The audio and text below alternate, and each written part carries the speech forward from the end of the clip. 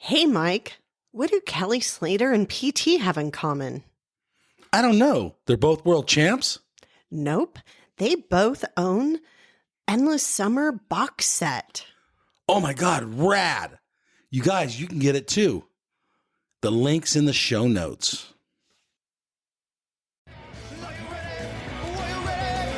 Welcome back, everybody, to the QuiverCast. This is Mike, your host, and this is all brought to you by YourAudioLegacy.com and QuiverBuilder.com. And please check out my other podcast, The Stinky Booties, I do with my buddy, Billy. Let's roll. All right, everybody. This is Mike here at the QuiverCast, and Jabe's laughing. Hey, so today's special guest is Jabe, and I'm going to have you say your last name because I cannot say Doting. Doting. That's a rad last name. All right. Dutch. Okay, let's talk about that for a minute. Yeah. How'd you get that name from? Your whole family Dutch? No, my dad's side of the family is Dutch, and my mom's is Norwegian. Oh, really? Yeah. So are they Doting? Are they American? Are they? Yeah. But my mom's side and my dad's side came from Europe over there. So you're second generation. Yeah. So when we were younger, we used to get the wooden shoe. You know, the Dutch wooden shoe full of candy for Christmas from our great grandma. Really? Yeah. Dude, that's rad. That was pretty cool. And so what was in the shoe? Just candy, like weird candy from Europe. Okay. Did you like the candy, or was it kind of wonky? I was so young. I was just like, we would try to put the shoes on and walk around in them. Did that ever work? Yeah. That was pretty cool. You still have the shoes? No, I wish I would have. No, I wish I would have. Every year you got a fresh pair? No, that was just like basically like when we were probably maybe from 1 to 6 or something. Yeah, that's pretty rad, dude. Yeah, it was fun. Right on. Yeah. So, let's talk about surfing. Surfing's the best. Okay.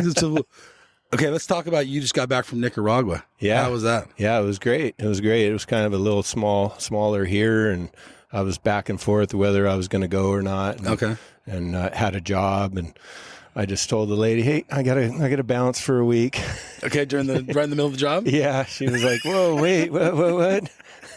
Is that what happened when you hire a surfer? Yeah, I just told her, so as surfers, we just got to go, Did you tell her that? Yeah, and she was like, and then she tried to threaten me and say she was gonna get somebody else to finish the job, and I said, well, if you got to do that, you got to do that, but wow, I got to go. Your wife's cool about it? Yeah, she's been the best. Amy's the best. She supports me and all that. So okay, yeah. So how were the waves? Let's head high. Really? Yeah. Where'd you go? Playgrounds, and then we did. My buddy Dave Pearson, he moved down there about 10 and 12 years ago, and started a surf camp in the jungle. And so, you want to give him a name? What's that? You want to tell the name? Yeah, Playground Surf Camp. Okay, Playground Surf Camp. Right. Yeah. So he started that, and him and his wife, and they started out in just a little small tent and a little tin roof, and kept the fire going every day, for 24 hours, so they could cook the coffee, make the food, and then now they built a house and 2 stories and a bunch of cabanas and stuff around it, so they have kind of a really nice setup. And then he asked me, hey, there's some property right next door. You want to, buy a little piece? So I got a little piece and built a house. And so they rent my house out while I'm gone. So it's kind of nice. Dude, that's rad. Yeah. So how often are you going there? I try to go four times a year. Okay. That's like every 3 months, 90 days, you got to buy a ticket somewhere. So, really? Yeah. And so how was it during COVID? It was good. It was easy. It was, problem getting over? You got to go and do the COVID test and run up to LA and take the COVID test. And in LA? Yeah. I did embassy? Because, just right there at the airport. Oh, okay. LA. Because they'll do like a 36-hour, the Avianca makes you go turn in your test 36 hours to the airlines, and then you got to arrive in Managua 72 hours. So it's just it's a little bit of hoops to jump through, but it's worth it. Once you get down there, you're just, all you got to worry about is surf. Okay, let's talk about, I have some questions. So you fly into Managua. Yeah. Right? How's the drive? And how far is it? It's about 3 hours from Managua, and just city roads. I mean, not too bad. It's hectic, super gnarly drivers, and then you get onto the dirt road, and you're going 10, 15 miles an hour max for most of the ride. And Really? Yeah, 4-wheel drive. I mean, roads that don't look like roads, and Okay. going vertical up and Really? yeah. So it's an adventure just to get there. Yeah, That's yeah. sick. By the end of As long as you don't by the break down. time you get there, your body's beat just from rocking around. Okay, so whose vehicle is it? It's Dave's. Okay. Yeah, he's So got he a picks you couple guys trucks. up at the airport? Yeah, picks you up at the airport.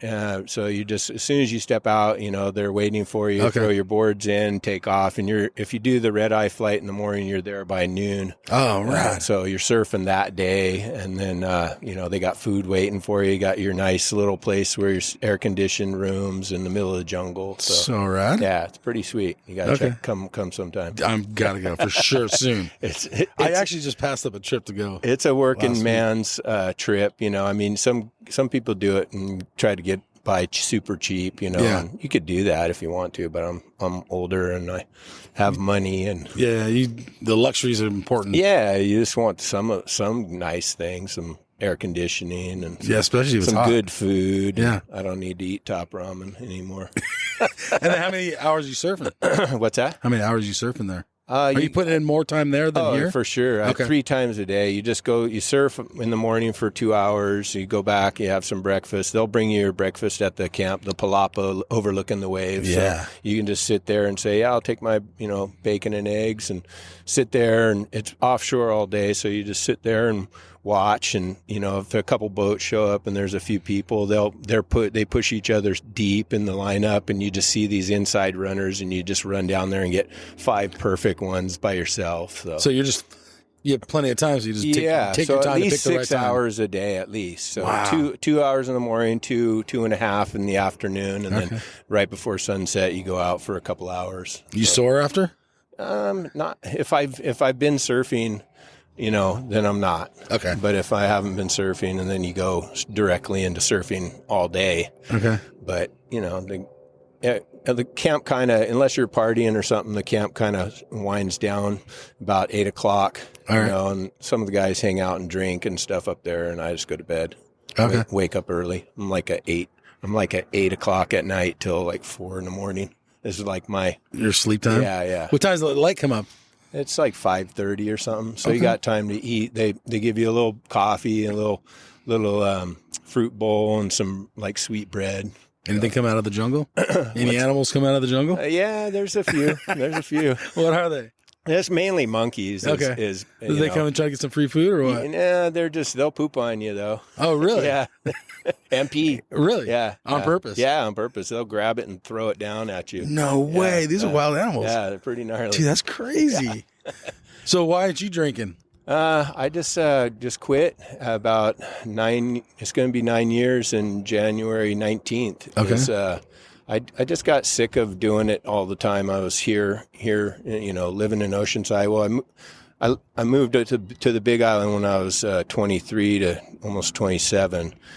Just bought a one-way ticket and went and surfed that and partied that whole time. And then 42. I got kind of sick, like with the flu, and I was still trying to drink and smoke, and then I was like, I told Amy, I go, I gotta stop drinking and see if I can do cold turkey, and so I can kick this sickness, Okay.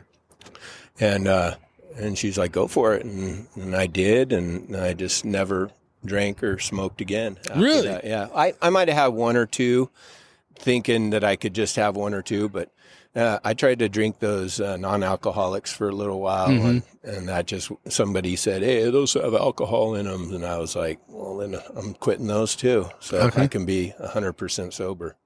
So you felt sick. This is a different way than most people would quit. Yeah. It wasn't like you had did you have a problem? Probably. Some people would probably say I had a problem.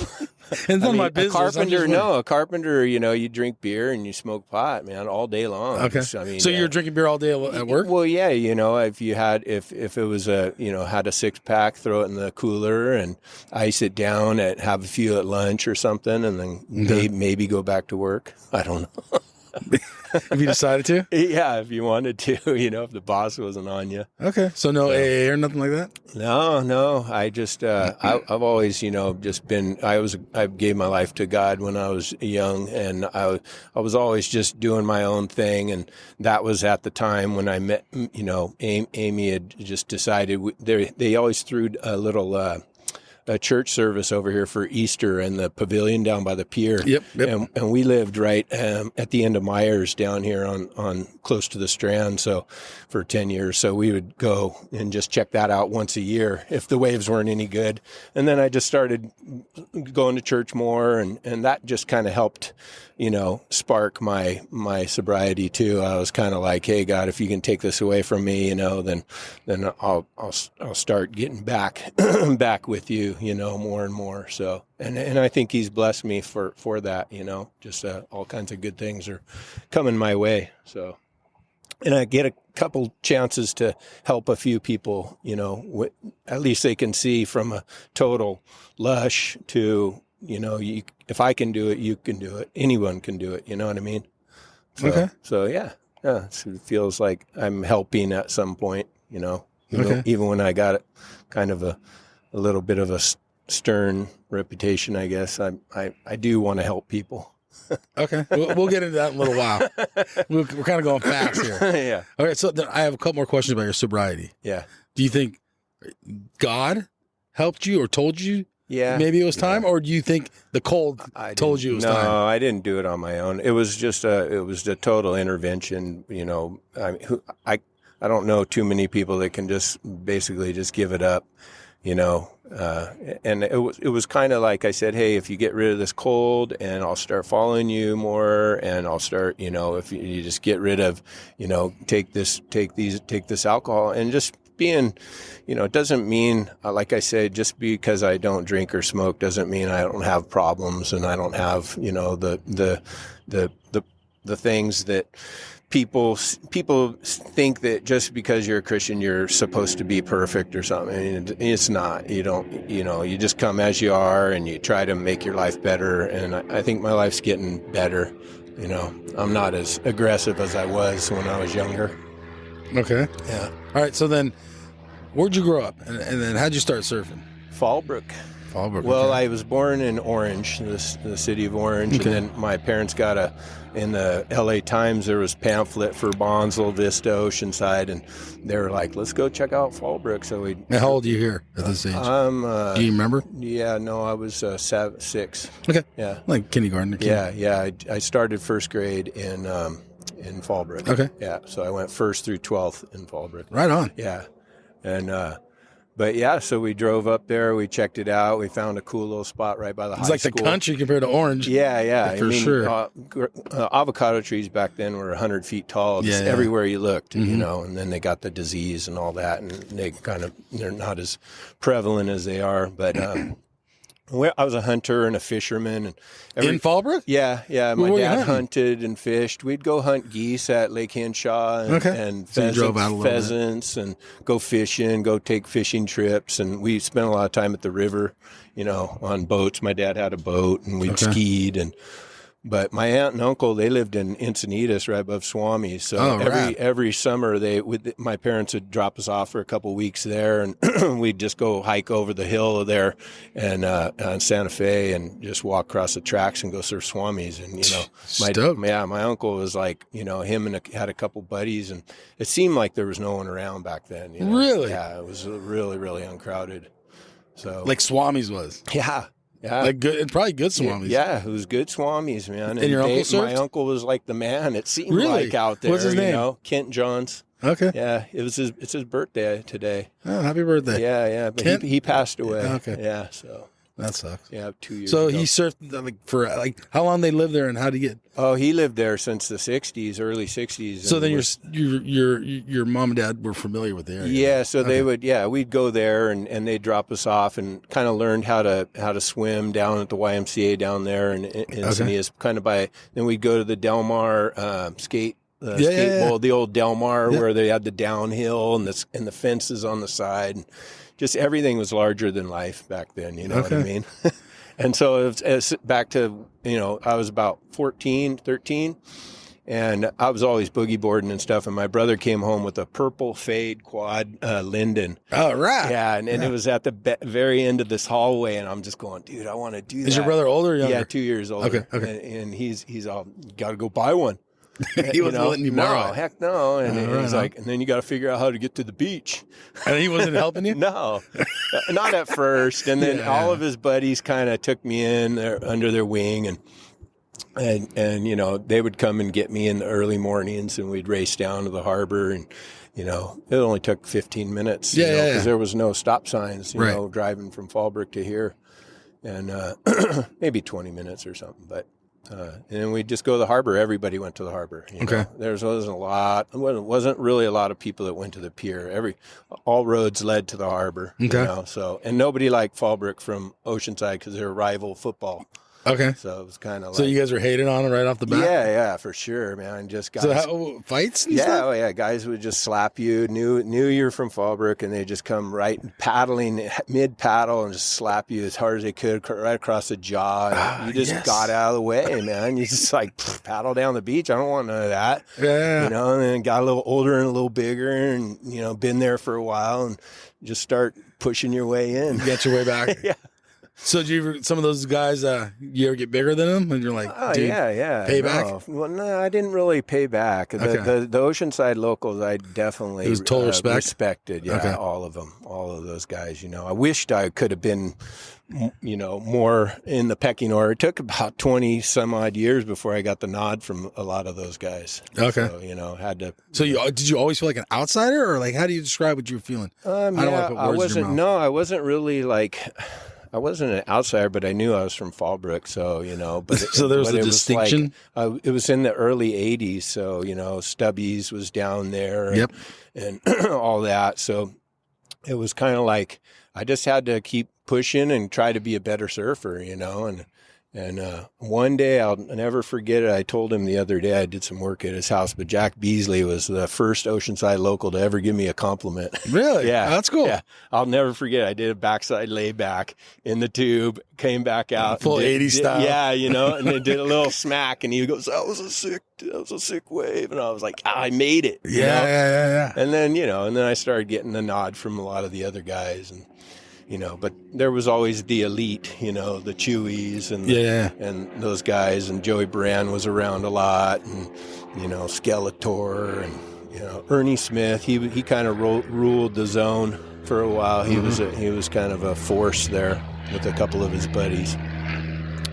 But yeah, it was cool. And so, you know, I mean, that was kind of how I grew up. Surfing was, you know, you got to earn your way into the lineup, and so it was. So then you kind of, now you got surfing. Is that your number one sport? Are you doing something else in your life? Yeah, no, surfing's pretty much it. I golfed. I was on the golf team in high school. And were you? It's fun, but it's not. Were you like miserable, like you wanted to be in the water? No. When it was time to golf? I always wanted to be surfing if I could, you know, no matter where I was at. Okay. So I did whatever I could do to do that. I mean, if it was something I got out of school early, I could just skip the sport and go surfing. Yeah. So. Okay. So then you said, so let's say a teenager or a young teenager through high school, and then you keep surfing. Yeah. So what do you do in between that before you go to Hawaii? What made you want to go to Hawaii? I was always a carpenter, so I was built half of Temecula, you know, and Fallbrook. So you're going inland a little bit. Yeah. And then once I kind of started getting into, I was a better carpenter, I started going out and doing big houses in the ranch there, Fairbanks Ranch and stuff. And big, you know, 18,000 square foot homes, took a year to frame. And so I hone my skills doing that, you know, and then one guy goes, hey, you're a framer. Hey, framer, get over here, framer. And it just bugged me. I was like, I got to be more than just a framer. So I started learning all the other trades, you know, so I can do a dabble in most of it now. Right on. So then at 23, you decided to go to Hawaii. 23, my buddy. The Big Island of all places. Yeah, he goes, hey, well, my best friend moved, Matt McCarley, he moved over there and went to UH Hilo. Okay. And so he was like, hey, it's sick over here. There's no cops. You can roast. You can, you know. I was like, okay, I'm there. My friend's all, I'm going to go see him. And I'm like, okay, I'm buying a one-way ticket, and threw all my tools in a big old O'Neill bag and went over there and ended up just selling all my tools and ended up working on a ginger farm, organic ginger farm. Really? Yeah. Interesting. Yeah. And how much surf were you getting in there? And how are the waves? Surfing every day. Oh, you were? Yeah. Okay. Yeah. Did you bring boards with you? Or did you buy them over there? I brought a couple, but I got a few when I was over there. Got a couple of Brett Murray motos and a couple of Rossins and stuff. So, okay. Yeah, it was cool. Oh, the Rossins. Yeah. So any of those boards around today? No. Everything was broken. We were so poor. I lived on the beach for 9 months. After I left my buddies, he gave me his tent, and I moved down to Pohoiki, which is south, on the south side down there, kind of by Pahoa. Yeah, I don't know. Yeah, it's on the east side, so it's pouring rain, and I bought $100 car and just ran out, just went to the same beach every day, and finally some boogie boarder guys were like, "Hey, come hang with us."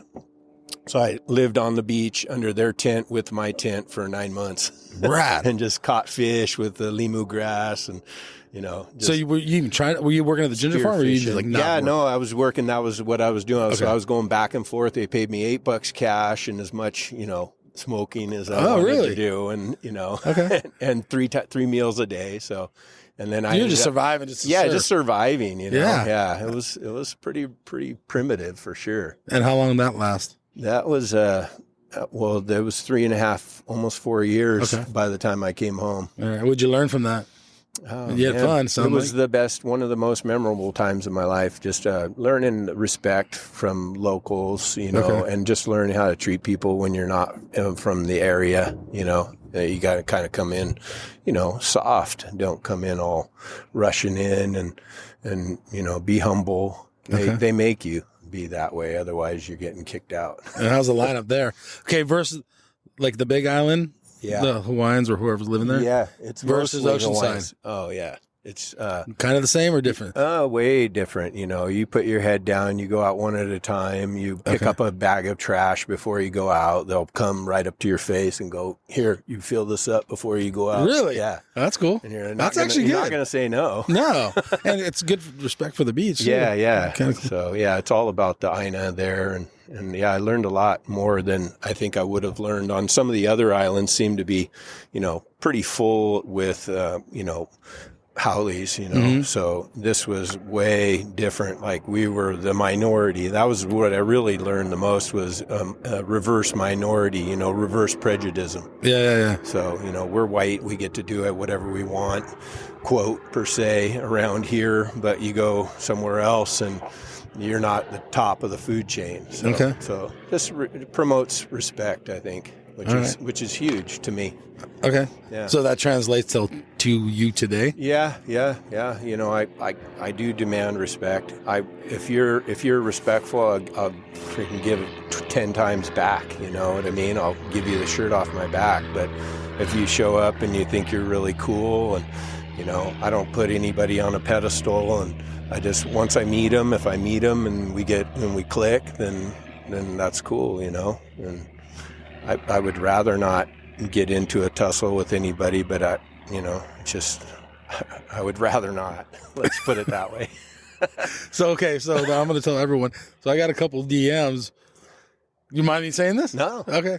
So saying that you're kind of like the enforcer on Northside. A dick. No, they didn't write that. The word was enforcer. Okay. Well, that's the word they use. Dick. And it depends on who's asking too. Probably. Yeah. That's true. Who I'm asking. Yeah. Okay. So they're probably somebody that's a local, maybe. I don't know. I don't know the guy, but so tell us about Northside. And I talked to my son. I talked to a lot of people before I messaged you.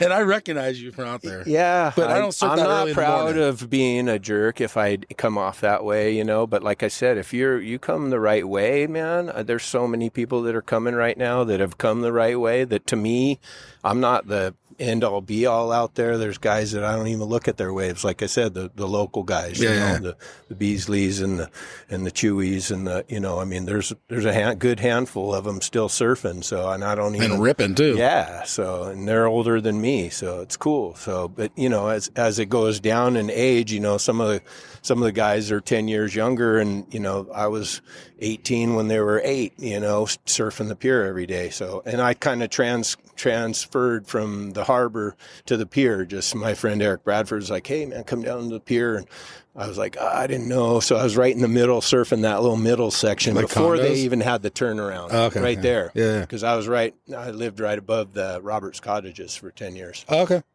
So, but yeah, so that was kind of like, that was, I've had my beefs out there with people and I'm going to continue to just try to make sure that it's such a small little takeoff spot and a small little area that I don't understand how you can just come to a spot. I mean, I guess you should be able to, but I never could just come to a spot and just paddle out in front and sit in front of the guy who's been there for 30, 40 years, and just be like, oh, I'm taking off now. I would never do that. So when somebody does that, I try to be a little more coy now and just be like, talk to them a little bit more instead of just go crazy.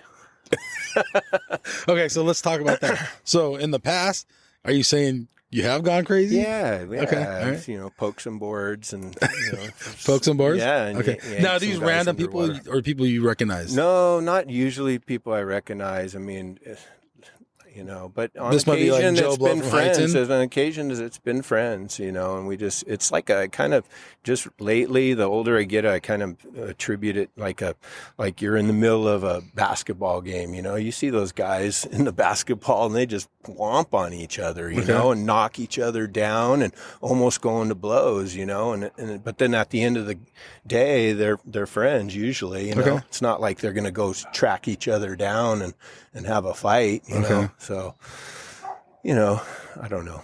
It's interesting.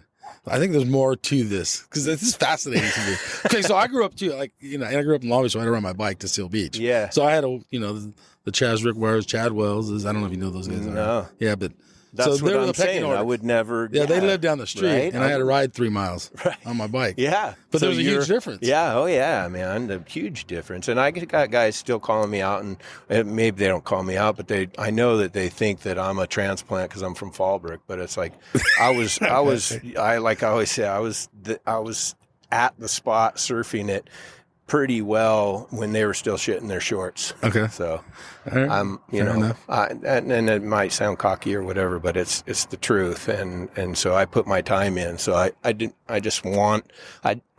it's a selfish sport and Okay, so there's some questions I have. If you give me one, and you're like, I'll give you as many as you want. If we're gonna go in a nice rotation, let's do it. I like that. I mean? No, that's the perfect world. Yeah, that never seems to happen. No, anywhere. No. For the most part. Yeah. But okay, so I have some questions, and it's rad. I'm gonna. You don't mind me asking all these, because this is kind of fun. Yeah. All right. First off, localism. What do you think? Need it. It's needed. Yeah, for sure. All through Southern California, or just Oceanside or particular, or what? Everywhere. Everybody's got its spot. Like I said, when you go to Nicaragua, hold down your spot. No, they're not really. And maybe over at Colorado's where it's all guys from here or Florida or East Coast or something. They've brought their attitude and their localism down, but they're not true locals. Were never. No, okay. They just want to be happy and be nice. Do you think that's going to change there eventually? As the Nicaraguans start surfing more and more? Like in Bali, the same thing happened. Right. The Hui came and they started telling people how they got to, enforce their zone, and it's gnarly over there now. Oh, is it? Yeah, I mean, when I was there in 2005, and there was there wasn't built up or and that was now I hear it's super built up, and the Hui's got a house on the cliff and. So I don't know. I think it's more everybody needs to just definitely respect where they're surfing and have pride in that comes from taking pride in where you surf, and I just don't want it to get riddled with, people that just think they're going to come there, and there's got to be somebody you don't just step in line at the grocery store in front of me, right? I mean, No. So, I mean, good point. Yeah. And I'm not disagreeing with you. I'm just trying to get your take on all Yeah, that. yeah. 'Cause That's kind a of lot my of people take. don't want to talk about this. No, I think This is fascinating. No, you need it, man. And I mean, it happened to me too. So that's where I got it from. I was like, whoa, yeah, I guess you don't just go sit in front of somebody, when you're first showing So you're up waiting at a for spot. Sorry to interrupt, but you're waiting, and if there's an infraction, then you step up and say something. Yeah, yeah. You're not just going around being a loudmouth and yelling at people. No. Or I shouldn't use the word yelling, but Well, I do yell. Okay. I have yelled quite loud, and I hear other people do it, and I'm like, God, that's what I sound like. It's time to chill out a little bit. So what are the infractions you've seen? Like back paddling, maybe? Or Yeah, I'm going to throw some. those some are scenarios weird. That's out there. a weird word that I never even like. No, I that's, never. No, all that's these new last 10 years. Yeah, like back paddling. I don't even know what it is. I think the contest brought that word in. It must just mean where somebody's like, I don't know if that's trying to get the inside. Well, right? yeah, I guess so. Back paddle.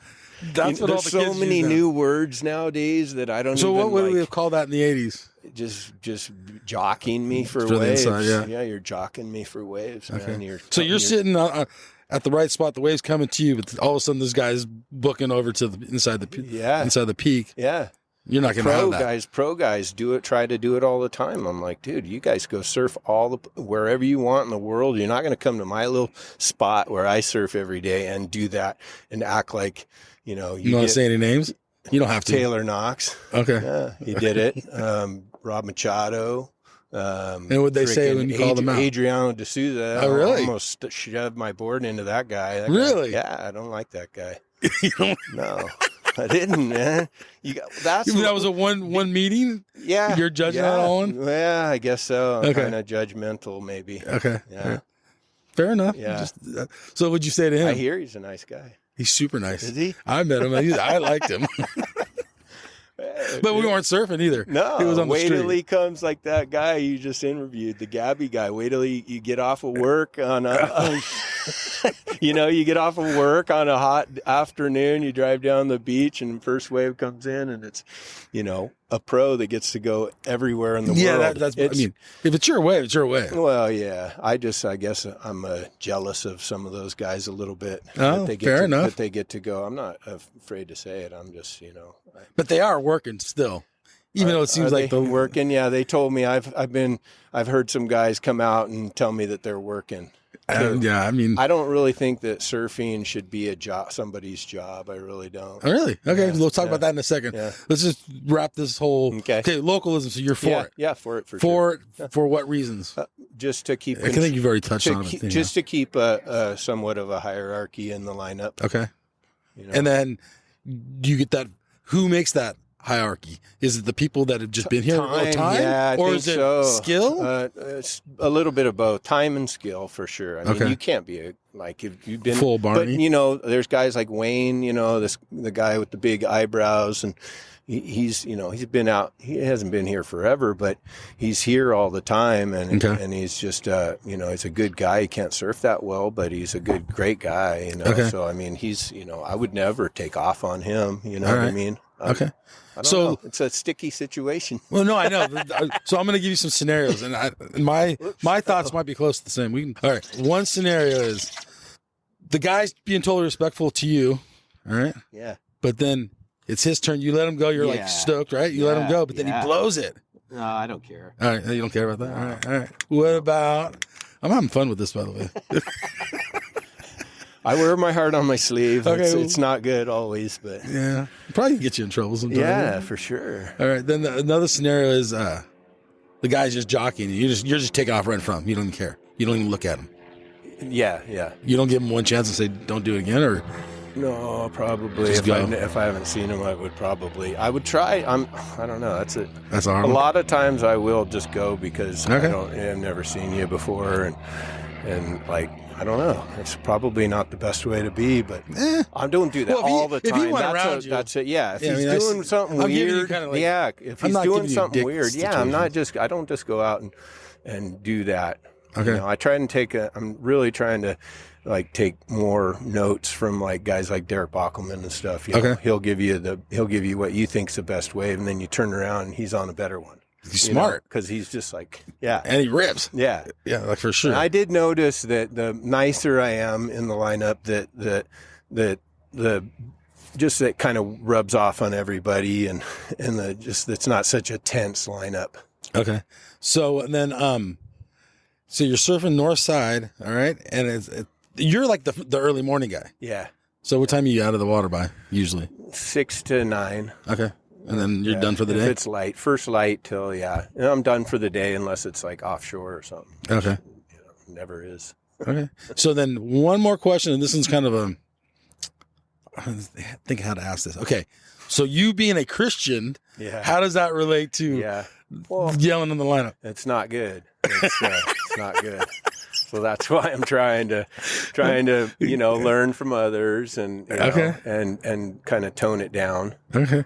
That's, to me, that's the devil knows how to get to me, and that's one of his things is getting at me like through that. Okay. So I've always had kind of a little short temper, so it's just something I'm working on it. Okay. Yeah. So also in like Nicaragua, going back to Nicaragua and being localism, do you think there's going to be in 20, 30, 40 years?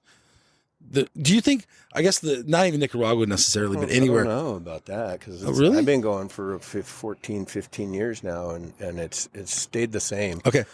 There's a lot of beginner surfers too going over there. Okay. So, I'm just using Nicaragua as an example, but because surfing is getting so big everywhere in the world, I mean, it's just blowing up. In Europe, maybe some of these places, India even has like surfers and stuff now in camps that you never even think going. Yeah. How is that going to stand for? Do you think there's always going to be localism because the guy's been there longer? Well, I mean, everybody's coming up, so there needs to be a new, fresh. There's always a new, fresh batch, And do you think etiquette comes organically in surfing, or do you think it has to be taught? Does that make sense? I think the question it has to be taught 100%. Okay. I mean, there's the mellow guy that doesn't want any confrontation, but he wants his wave still. Yeah, he still wants it. So down deep inside him, I don't care if he's yelling at you or not. He's inside. He's pissed, frustrated. He's not getting enough. I'm getting all the waves and he's not. So you got the other day, I saw a guy, I got 4 or 5, and this guy was on the other side of me the whole time. And I finally just was like, hey, bro, thanks for not competing against me. Anyone's yours. Next one's yours. He's like, yeah, no problem. So there's those guys that, to me, I got to get those waves I got to get the waves, So it's like you're still a teenager. Yeah, man, I'm the little Grom. I want the waves. As if that's a problem, sue me, man. I'm just, I want those waves. And then, you were saying surfing. I am the kid. You are the kid. You want every wave. That's right. I mean, but I think all surfers are like that. And they're like that. They're still. I mean, it's always cool to see your buddy or even a random dude get a good wave. Yeah. Like we always hoot. Yeah, I do at least. Me too. I do. I don't even mean to do it, but it just happens. And that's the best feeling. That's better than winning the contest. That's why I don't like contests either. It's just like if your bro goes, dude, that was such a sick wave. You're like, oh man, you go home and you're like, God, he saw it, Yeah, well, yeah. I still feel that That's super cool important. feeling like, oh, I remember that wave you got the other. I can remember a bunch of my friends' good waves and I could. To this day. Yeah.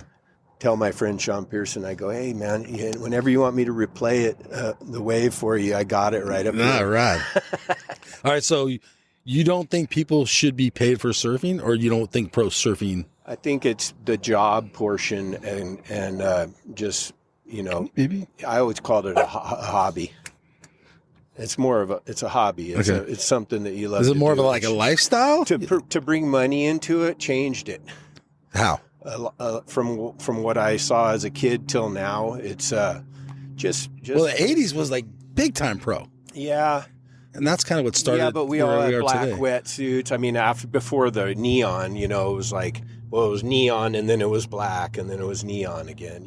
Okay. But you didn't have a neon wetsuit? No. You didn't? No. Dude, I couldn't afford it. Really? Yeah. I had like the raddest peak wetsuit. I always wanted one of those. A peak one? Yeah. Dude, I had like red and aqua blue. Aki was the dude, best, I was like, dude. I love Aki, Aki. If I'm putting somebody on a pedestal, it's Aki. Okay, so does he deserve to be paid to surf? That's a good question, man. Like, okay, so where would surfing be today if there was no pro surfing? Yeah, paid sports. I contradict myself, I'm sure, like with some of the things I say. That's fine. But yeah, I think I don't know, because I work construction and it's such You're busting your ass? it's a hard job. Yeah. That I think everyone else needs to do that, but they don't. Okay. Aki actually did, though. I mean, he quit the tour. Chippy. Yeah. It's a chippy, mate. He I think he, like, whatever he did, he quit and said he was going to work construction. Really? Yeah. I don't think that lasted long. Yeah, a lot of guys can't handle it, man, and it's freaking tough. And so maybe I'm a little bitter that I've, but it's worked out for me. So, Yeah. So, and it just seems You're still surfing every day. Yeah. Okay, so pro surfing's out. Is that, like, what about just pro surfing, like lifestyle guys? I like to watch all that stuff, and the what they're doing is amazing. Where would surfing be today, though, if these guys weren't getting paid? Yeah, it would be just VHS tapes. Well, yeah, of us surfing videos. Yeah, videos. That's all I used to watch is videos and magazines. Yeah, with photographers. And then the other reason I came, so you shoot some of the guys in the water. Yeah. So what are you shooting with?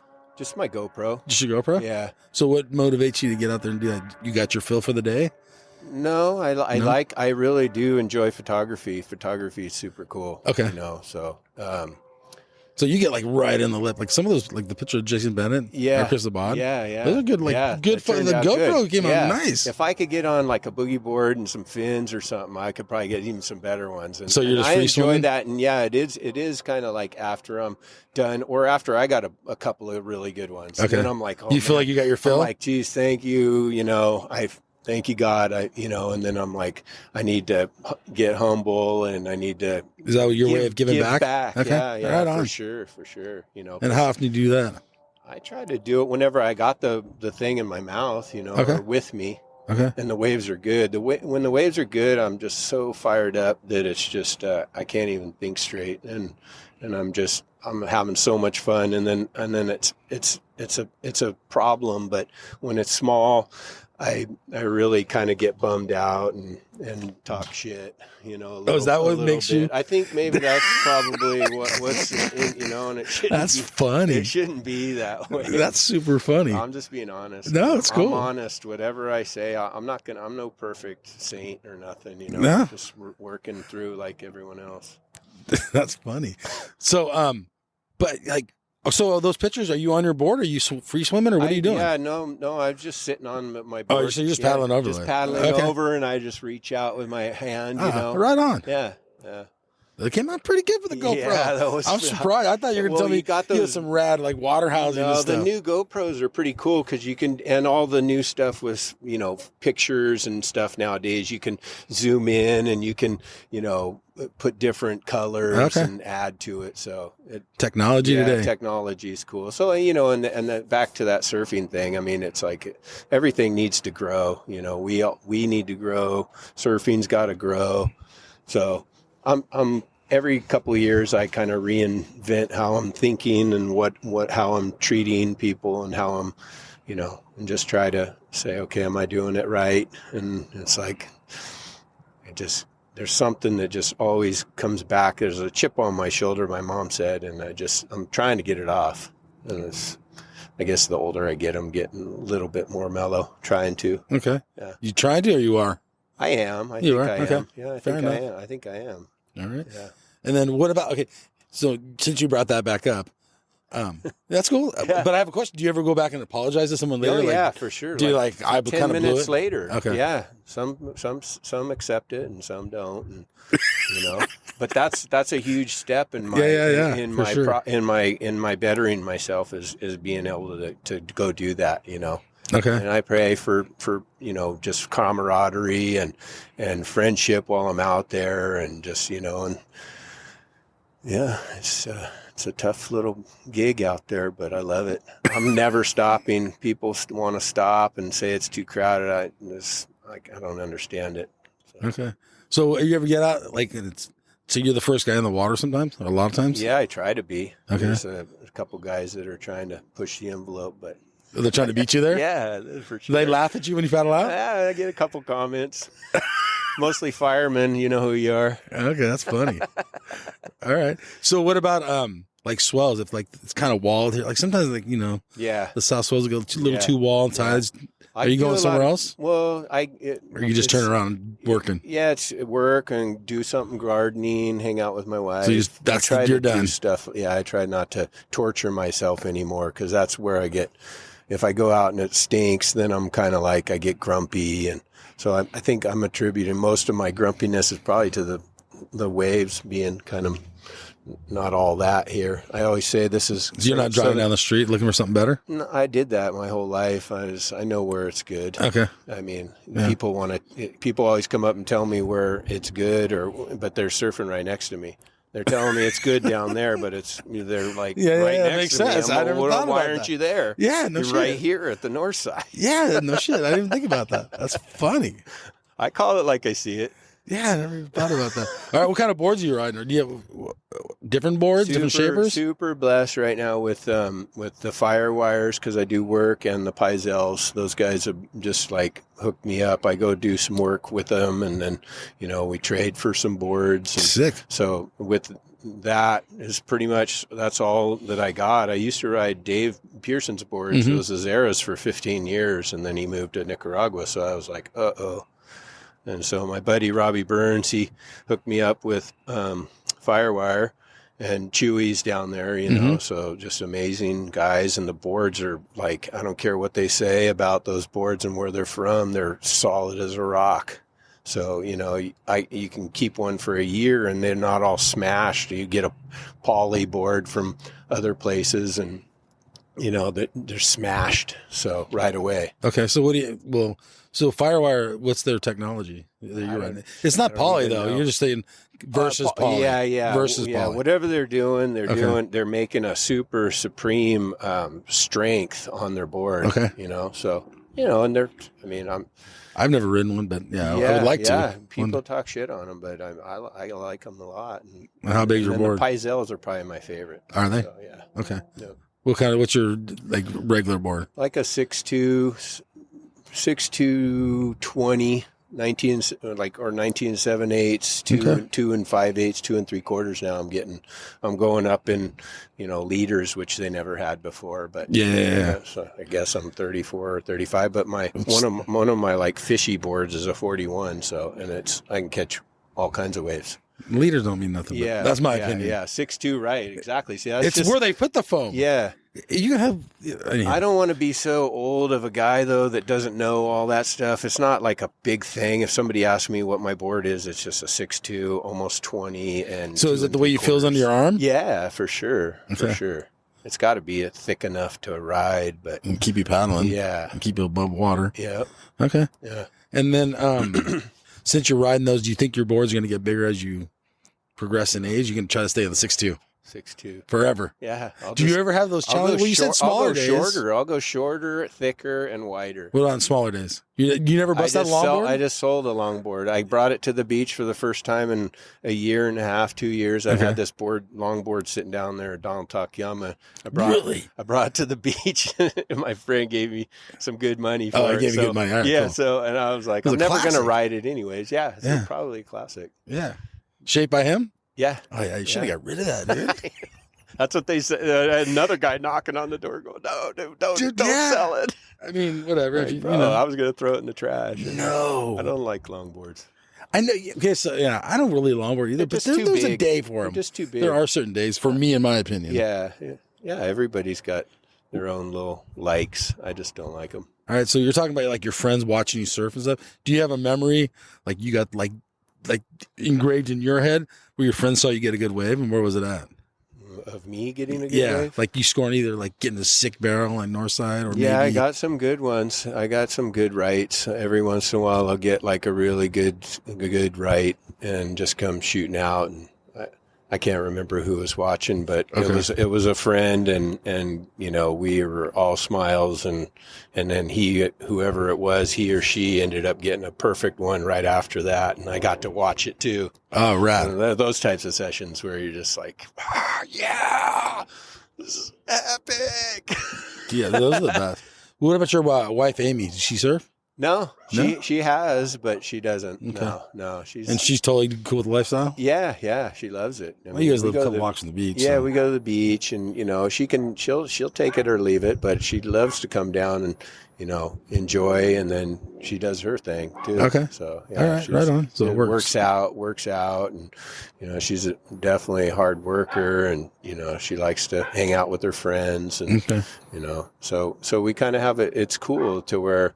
I ask her, hey, you want to go with me? And she's like, no, I don't. You go do your thing. Or she'll be like, yeah, I want to come with you. So she's traveled everywhere. We went to Chopu together. Really? We went.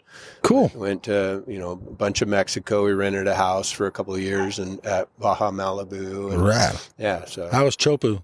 Chopu was nice. It wasn't too big. No, okay. It was perfect. It was perfect. What's perfect? Well, it was 10-foot faces, still almost a couple backless ones. And yeah, it was cool though, man. It was really good to get out. How's that first wave there? It was scary. Was it scary? Yeah. Okay. I mean, it's just so, but I can see how, I got a couple really good ones, and you could see how people just go further and deeper because once it's tube and you just see the exit and you're coming out. Okay. So. But it wasn't any of the big days or anything, but it was definitely. And then we surfed all the other spots, Big Pass and the right, and I got to go. The boat driver Mate was the guy that does all in the red boat with the WSL that does all. That was his boat, and he took me to all the spots. So that was a really good trip. Yeah, dude, that's Tahiti's nice, and it's not that expensive. People think it's super expensive, but probably the flight's probably the most expensive. It was $1,000 flight. That's not horrible. Yeah, really, an 8-hour flight. So yeah, I think a lot of people should go. Right on. Yeah, I would love to go. Yeah, it sounds fun. Any other hobbies besides? Do you golf still? I still golf a little bit, only when the golfer buddy comes over and is like, let's golf. So a couple times a year or something, maybe? Yeah. I got a sack of clubs that are just growing dust. Right on. Yeah, my other hobbies are pretty much just surfing and working, and I love gardening. Anything to do with the garden or plants. Love to plant. Right on. Yeah. Fishing, if I can go fishing. But do you like fishing? I love fishing. Really? Yeah, I love fishing and hunting too. Are you hunting anymore? I don't hunt that much anymore, or none. Have you ever? I wanted to go with my dad and get a deer, but he wasn't. He's getting old. Is he not hunting no more? No. So have you ever got a deer before? No, we had always talked about going together, and we mostly just did waterfowl hunting. Okay. And pheasants. So they can still hunt out there right now, right? And where? Like quail and all that? Yeah. Inland, yeah. You got to have the license and go during the season and stuff. But yeah, you can do quail and dove, and everything's just got something wrong with it now. It seemed like all the animals have some sort of disease that you don't want to eat the food. It just, I don't know. You know what I mean? Is that like the world changing that way? Since I was a kid, you could just eat. You could go pop a rabbit and gut it and eat it on the barbecue, and didn't have worms or nothing. And so nowadays it's not the same? Everything's got worms and parasites, it seems like. I mean, oh my gosh. I might be tripping, but I think you're probably right. It a lot sense. Of stuff, Right on. Yeah. All right, Jabe. Cool, man. Thank you so much for doing this. Do you have any final words? I just really want to thank you for putting this on for, guys like nobodies like me. No, you guys are nobody. Everyone's got a great story. And yeah. No, I think it's a really cool thing. It's really good that you're doing this and letting people, just talk about this area. This is such a nice area, and California, you can't beat it. Right on, dude. Oh, thank you so much for joining the QuiverCast. Right on. Thank you. All right, everybody. We're out of here. See ya. Thanks, everybody, for listening. Please follow us on Instagram and follow us on your favorite podcast platform. Give us 5 stars if you listen to us on Apple. And do me a favor and tell a friend that QuiverCast is back. I'd like to thank Blue Factory and Dave Hegstrom for the music. And I'll see you all in the lineup.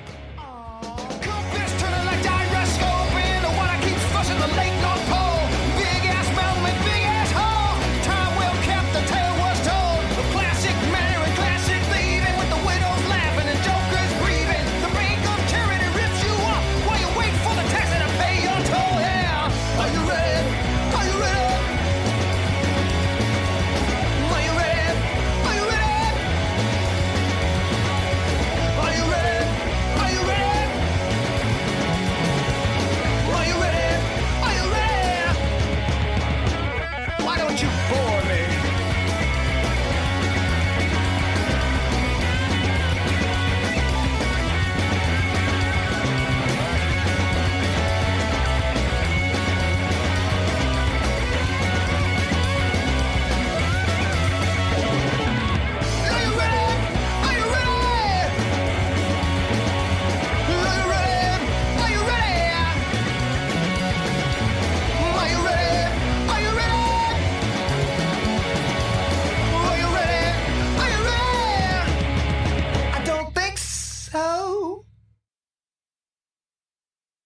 Hey, you guys, Endless Summer box set. This thing is legit.